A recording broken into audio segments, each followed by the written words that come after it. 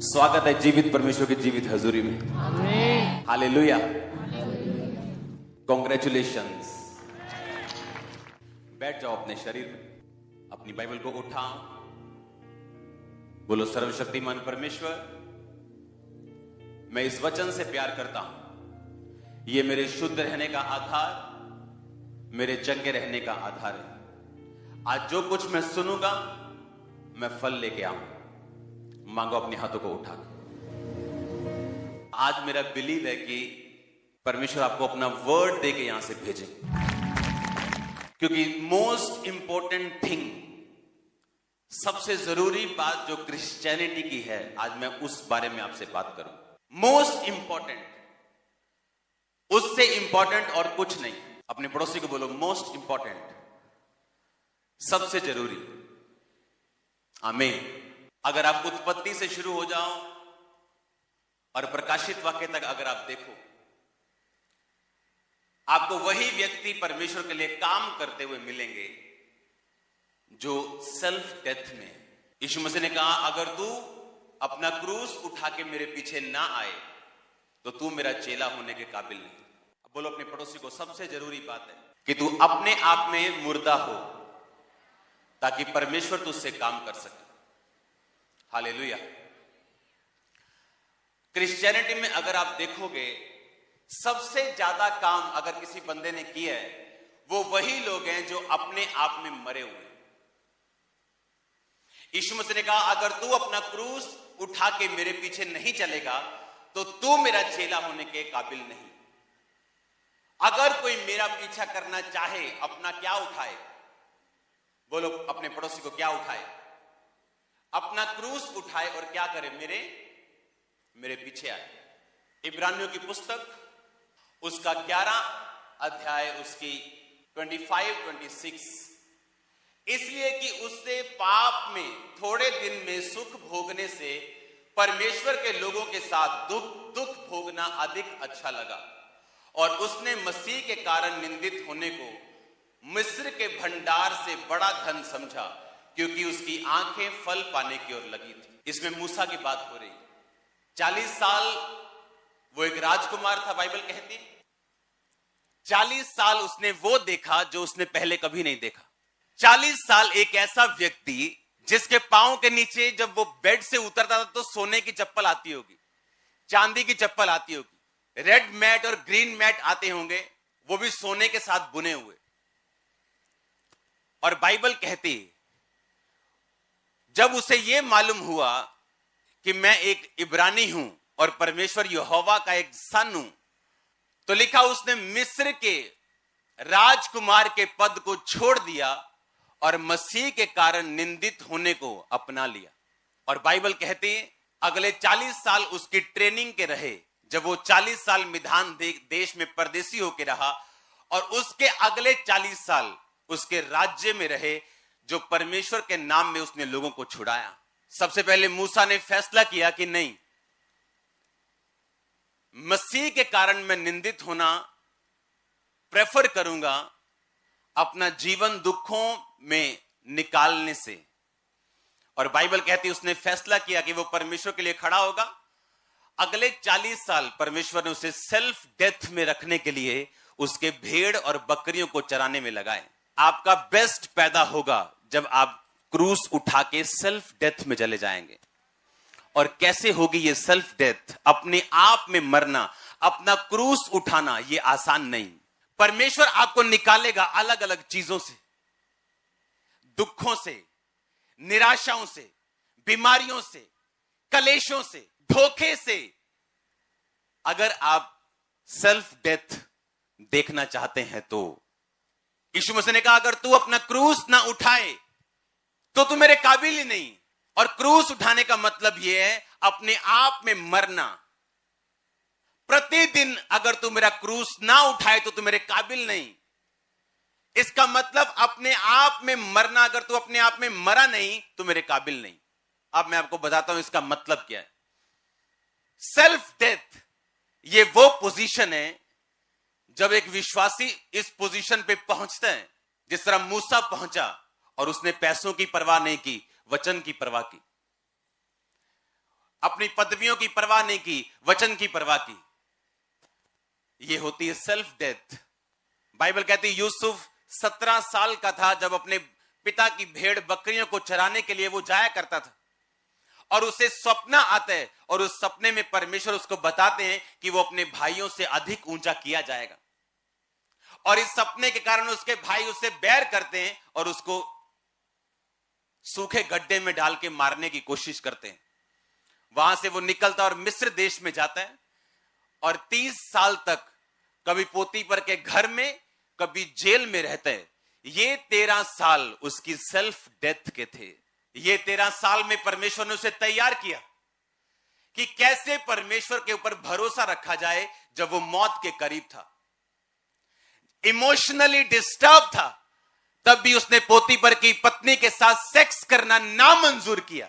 आज कोई पवित्रताई में इसलिए है उसे मौका नहीं मिल रहा। आज कोई चोरी इसलिए नहीं कर रहा क्योंकि वो फाइनेंस टीम में नहीं, लेकिन जैसे आप उसे मौका देंगे तब मालूम होगा ये बंदा पवित्रताई में है या चोर है या नहीं। हालेलुया। और लिखा वो 13 साल इमोशनली डिस्टर्बेंस में, अकेला, घर से दूर, जहां गया वो भी दुश्मन। पर बाइबल कहती 30 साल का होकर जब वो प्रधानमंत्री बना, 110 साल तक जीवित रहा। मेरी बात को आज ध्यान से सुनना।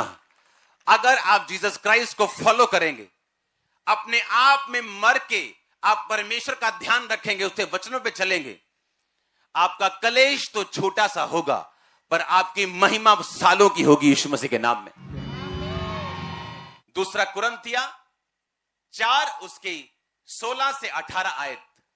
इसलिए हम हियाव नहीं छोड़ते, यद्यपि हमारा बाहरी मनुष्य तब नष्ट होता जाता है, तो भी हमारा भीतरी मनुष्य तब दिन प्रतिदिन नया होता जाता है। क्योंकि हमारा पल भर का हल्का सा कलेश हमारे लिए बहुत ही महत्वपूर्ण और अनंत महिमा उत्पन्न करता है। हम तो देखी हुई वस्तुओं को नहीं परंतु अनदेखी वस्तुओं को देखते रहते हैं, क्योंकि देखी वस्तुएं थोड़े दिन की हैं और अनदेखी वस्तुएं सदा बनी रहती हैं। 17 आयत को मैं दोबारा पढ़ूंगा। क्योंकि हमारा पल भर का कलेश, हल्का सा कलेश हमारे लिए बहुत ही महत्वपूर्ण और अनंत महिमा उत्पन्न करता जाता है। हमारा थोड़ा सा कलेश कहता अनंत महिमा को पैदा करता है। जो आपने सह लिया परमेश्वर में आके, आपने परमेश्वर के वचन को त्यागा नहीं, क्योंकि आपके रिश्तेदार यही चाहते थे कि आप उसके वचन को त्याग दें। आपने अपने शरीर की नहीं सुनी, व्यभिचार की नहीं सुनी, चोरी की नहीं सुनी, आपने वही किया जो वचन चाहता था। बाइबल कहती है अगर तुम इस तरह चलोगे तुम्हें कलेश का सामना करना पड़ेगा, तुम्हारे लोग तुम्हारे विरोधी हो जाएंगे, लेकिन बाइबल कहती तुम्हारा हल्का सा कलेश अनंत महिमा को पैदा करेगा। उसका 13 साल का कलेश उसके 80 साल के राज्य को पैदा किया उसने। वो 30 साल का था जब प्रधानमंत्री बना और 110 साल तक अपनी कुर्सी पे खड़ा रहा। आप क्या सोचते परमेश्वर ने आपको अपने पास बुलाया? बाइबल कहती थोड़ी देर में वो तुम्हें दुख उठाने के बाद, कलेश उठाने के बाद सिद्ध भी करेगा और स्थिर भी करेगा और तुम्हारे राज्य को बढ़ाएगा भी। जो काम करने के लिए परमेश्वर ने आपको अपने पास बुलाया, वो काम आपकी जिंदगी में वो जाहिर भी करेगा अगर आप परमेश्वर में खड़े रहेंगे तो। बाइबल कहती है उसके भाइयों ने उसे गड्ढे में डाला। उसे मौत का मालूम था, भूख का मालूम था, पोतीपर के घर में रहा, उसे ब्लैकमेलिंग मालूम था जो उसकी पत्नी ने उसके साथ की, ट्रबल मालूम थे उसको, मुश्किलें मालूम थी, मौत का डर मालूम था। बाइबल कहती है उसका कलेश अनंत महिमा को पैदा कर गया और वो 80 साल तक उन लोगों के ऊपर भी उसने राज किया जिनके घरों में वो काम किया करता था। हालेलुया। लेकिन वो 13 साल कौन से साल थे? बोलो सेल्फ डेथ के, बोलो अपने पड़ोसी को क्रूस उठाने के, अपने आप में मरने के, अपनी निगाह में मरने के। आमीन। अगर वो साल आपने गुजार लिए तो राज्य करने के लिए तैयार हो जा। आप जो मांगेंगे परमेश्वर आपको देगा। किसी बात की घटी आपके अंदर नहीं होगी। आप उन चीजों के लिए सफर नहीं करेंगे जिनके लिए आम लोग करते हैं, आप उनसे अबव जिएंगे यीशु मसीह के नाम में। रिसीव करो इस ग्रेस को यीशु मसीह के नाम में। मैंने कहा रिसीव करो इस ग्रेस को यीशु मसीह के नाम में। हालेलुया। छोटा सा कलेश अगर वो व्यभिचार में गिर गया होता, अपने भाइयों के साथ डर के अपने पिता को, अपने भाइयों की चुगली ना की होती, सच्चाई के लिए ना खड़ा हुआ होता, तो वो 80 साल राज्य करने के उसके जीवन में कभी भी नसीब ना होते। मैंने ऐसे लोग देखे अपनी लाइफ में, अपनी पर्सनल लाइफ में, अपने रिश्तेदारी में, जो मसीह में इसलिए नहीं आते, उनको मालूम है यीशु मसीह जीवित परमेश्वर है, सिर्फ इसलिए नहीं आते कि जैसे वो मसीह में आते हैं उनके घर में कलेश शुरू होते हैं। सिर्फ कलेश के डर के मारे वो मसीह में नहीं आते, लेकिन उन्हें यह मालूम नहीं कि सारी उम्र पोती पर के घर में नौकरी करने से यह अच्छा है कि आप सच्चाई के लिए खड़े हो जाएं और 80 साल राज्य करें। अब आपने देख लो, आपने पाप का गुलाम बनना है, क्योंकि अगर शैतान ने आपको चोरी करने के लिए बोला और आपने की, बाइबल कहती है आप चोरी के गुलाम है, व्यभिचार के गुलाम है, आप जेलसी के गुलाम है, माफ ना करने के गुलाम है। और बाइबल कहती जब तक आप गुलाम रहेंगे आप राज्य नहीं कर सकते। लिखा जो जिससे हार जाता है उसका दास बन जाता है। आप हार गए व्यभिचार से, वो आप पे हावी हो गया। आप हार गए चोरी से, वो आप पे हावी हो गई। आप हार गए पाप से, वो आप पे हावी हो गया। बाइबल कहती आप उसके दास बन गए, और अगर आप पाप के दास हैं आप परमेश्वर के लिए राज्य नहीं कर सकते। जो मोस्ट इंपॉर्टेंट थिंग मैंने क्रिश्चियनिटी में देखी है, जो लोग कामयाब हुए, कामयाब रहे और लाइफ के लास्ट साल तक कामयाब रहे, वो वही लोग हैं जो अपने आप में मर चुके हैं। अगर आप अपने आप में मर चुके हैं, आपको किसी बात की चिंता नहीं होनी चाहिए। कोई आपको आपकी बेइज्जती करे, आप तो मर चुके हैं। कोई आपकी प्रशंसा करे, आप तो मर चुके हैं। कोई आपसे वैर रखे, आप तो मर चुके हैं। एक मरा हुआ बंदा वैर कैसे रखे? अगर आप मर चुके हैं अपने आप में, आप राज्य करने वाले हो बहुत जल्दी। फिर आप देखेंगे जो चीजें आप चाहते हो आपके घर में हो, आपके बच्चे आपके हिसाब से करें, वो होनी शुरू होंगी।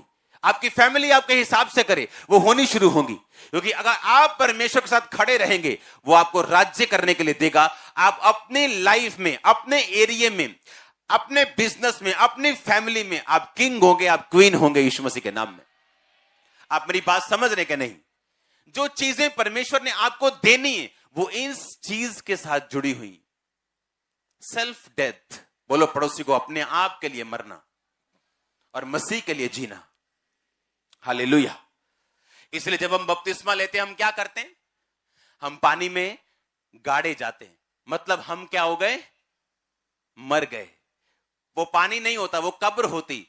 पानी में डुबकी मारने का मतलब क्या? मसीह में गाड़े गए, जिस तरह यीशु मसीह गाड़ा गया। और उठने का मतलब जी उठना, जिस तरह यीशु मसीह जी उठा। वो कहता अब तुम मसीह के लिए जी उठे हो, बाकी जीवन अपने शरीर के अनुसार नहीं, मसीह के अनुसार चलाना।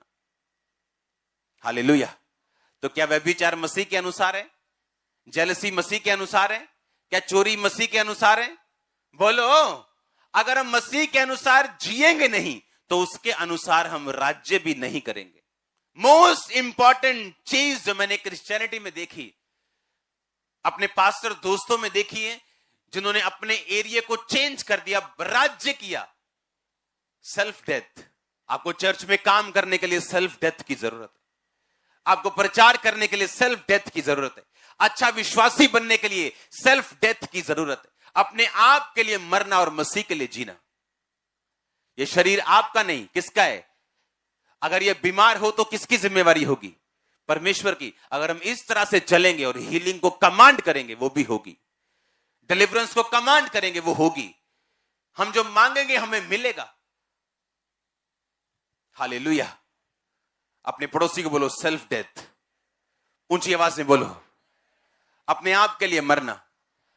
इसलिए प्रभु यीशु मसीह ने क्या कहा? उसने कहा अगर तू मेरा अपना क्रूस उठा के मेरे पीछे ना चले तो तू मेरे योग्य नहीं।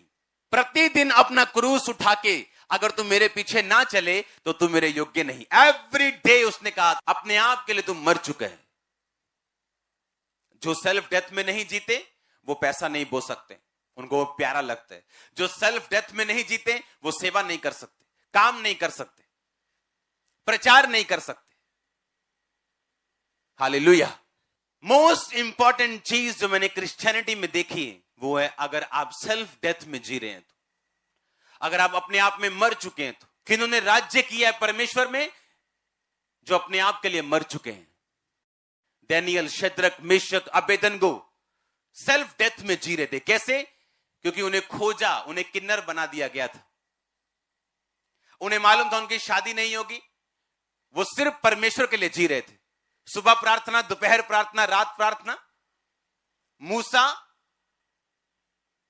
वो शादीशुदा था, लेकिन बाइबल कहती सेल्फ डेथ में था। यह सबूत इस बात का यह है कि उसने मिस्र की गद्दी को छोड़ के आम लोगों के साथ वो हो गया, क्योंकि वो सेल्फ डेथ में था। कोई पैसा नहीं छोड़ेगा अगर वो अपने आप में मरा हुआ नहीं।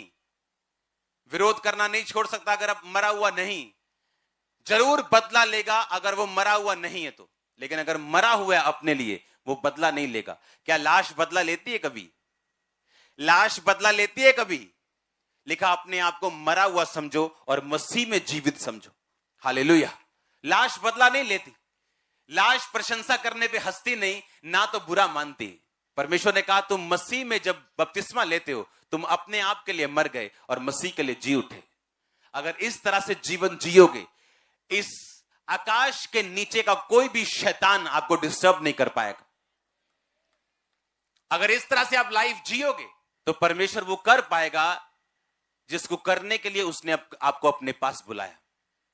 उसकी योजना अलग थी यूसुफ के लिए, मूसा के लिए अलग थी, डैनियल के लिए अलग थी, पतरस के लिए अलग थी, पौलुस के लिए अलग थी, और आप सबके लिए अलग है, और सबके लिए बड़ी है। और सब आप एक एक जन मोस्ट इंपॉर्टेंट वीआईपी पर्सन हो परमेश्वर के सामने। सिर्फ प्रचारक ही नहीं, आप सब लोग, एवरीबॉडी। लेकिन प्रचारक डिफरेंट क्यों रहता है? क्योंकि वो कॉल्ड है इस काम को करने के लिए, और वो परमेश्वर को वो समझता है जो वो आपको समझा रहे हैं।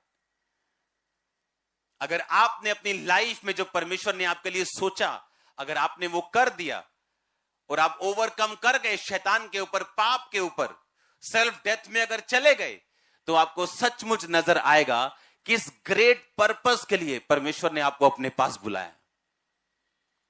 आप धीरे धीरे उसमें शामिल होते जाएंगे।